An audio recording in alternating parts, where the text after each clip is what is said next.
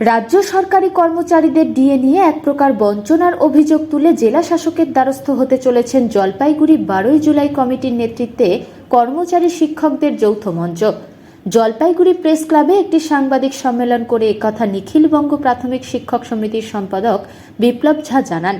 রাজ্যের প্রায় 31টি সংগঠন একসঙ্গে এই লড়াইয়ে যোগ দিচ্ছেন। রাজ্য জুড়ে বিভিন্ন কর্মসূচি রয়েছে এবং জেলা শাসকের দপ্তরের অনুরূপ কর্মসূচির ডাক দেওয়া হয়েছে।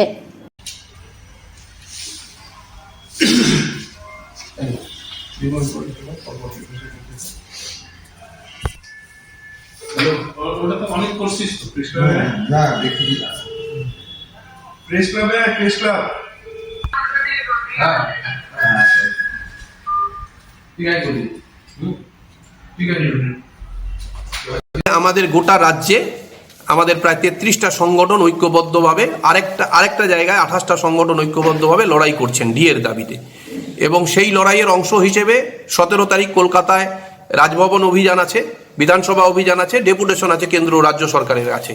একইভাবে জেলায় জেলায় সেদিন অবস্থান হবে, ডিএম এর কাছে ওই ডেপুটেশনের প্রতিলিপি প্রদান করা হবে।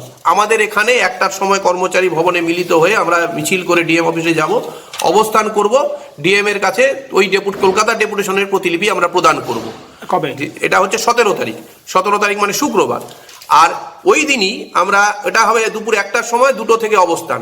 আমরা 3:30টার সময় বাম গণতান্ত্রিক শিক্ষক শিক্ষাকর্মীদের যৌথ মঞ্চের পক্ষ থেকে এই দাবিতে, যে দাবিতে আমরা বকেয়া সহ 35% ডিএর দাবি, কন্ট্রাকচুয়ালদের পার্মানেন্ট করার দাবি, সততা স্বচ্ছতার সাথে শিক্ষক নিয়োগ, দুর্নীতিবাজদের গ্রেপ্তার, যারা অন্যায় করে চাকরি পেয়েছেন তাদের ছাঁটাই সহ আরও মূল্যবৃদ্ধি সহ অন্যান্য দাবিতে একত্রিত করে 17 দফা দাবিতে যে অবস্থান ডিএম অফিসে হবে, অনুরূপ একটা অবস্থান বিকেলবেলা ওই অবস্থানের পরে আমরা ডিপিএসসিতেও আমরা অবস্থান করব এবং এই দাবির কথাগুলো বলবো। আপনারা ইতিমধ্যে শুনেছেন যে আজকে যে রাজ্য সরকারের পক্ষ থেকে বলা হয়েছে যে 3% ডিএ দেওয়া হবে। আমরা বলেছি আমরা ভিক্ষার দান চাই না, ভিক্ষা চাই না। আমাদের কেন্দ্রীয় সরকারের সমহারে ডিএ এবং এরিয়ার সহ এবং অন্যান্য দাবি পূরণ করতে হবে। যে লড়াই আমাদের চলছে সেই লড়াই 17 তারিখের পরে আরো জোরদার হবে। দুটো মঞ্চ ঐক্যবদ্ধ হয়ে একত্রিত হয়ে আরো জোরদার লড়াই করবে। আমরা সমস্ত কর্মচারী সমাজ, শিক্ষক সমাজ, আমরা রাজ্য সরকারের কোষাগার থেকে যারা বেতনভুক্ত আছি তারা, 12 জুলাই ভুক্ত সংগঠন, অন্যান্য সমমনোভাবাপন্ন সংগঠন, সবাই ঐক্যবদ্ধ হয়েছি। জোরদার লড়াই চলবে। রাজ্য সরকারকে এই দাবি আমরা মানাতে বাধ্য করব লড়াই আন্দোলনের মধ্য দিয়ে।